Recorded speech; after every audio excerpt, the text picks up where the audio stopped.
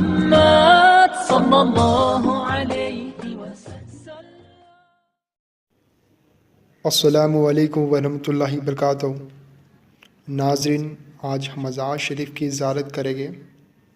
شیخ الاسلام حضرت سید نور الدین مبارک غزنوی سہروردی رحمۃ اللہ علیہ۔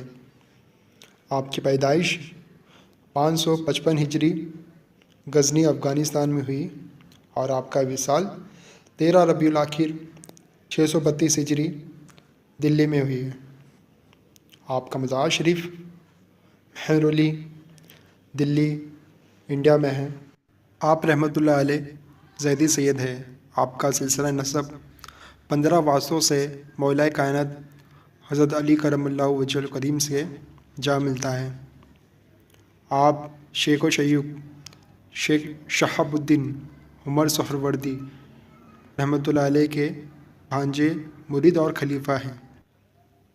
آپ رحمۃ اللہ علیہ حضرت شہاب الدین غوری کے لشکر کے ساتھ ہندوستان آئے اور دلی میں سکونت اختیار کی۔ سلطان شہاب الدین التمش رحمۃ اللہ علیہ آپ کا بڑا مقدر تھا۔ شاہی دربار میں آپ کو اونچے مقام پر بٹھاتا اور دعاؤں کا طلبگار ہوتا۔ آپ رحمۃ اللہ علیہ حیدر شمس الدین میں شیخ الاسلام اور مقتدائے روزگار تھے۔ آپ کو میر دلی کے نام سے یاد کیا جاتا ہے۔ آپ کی ذات بڑی بابرکت تھی اور آپ عظیم روحانی نسبتوں قادری اور سہروردی کا سنگم تھے۔ حضرت شیخ سید نور الدین مبارک غزنوی سہروردی رحمۃ اللہ علیہ نے اس کے علاوہ حضرت شیخ محمد اجل سراجی رحمۃ اللہ علیہ سے فیض بھی حاصل کیا۔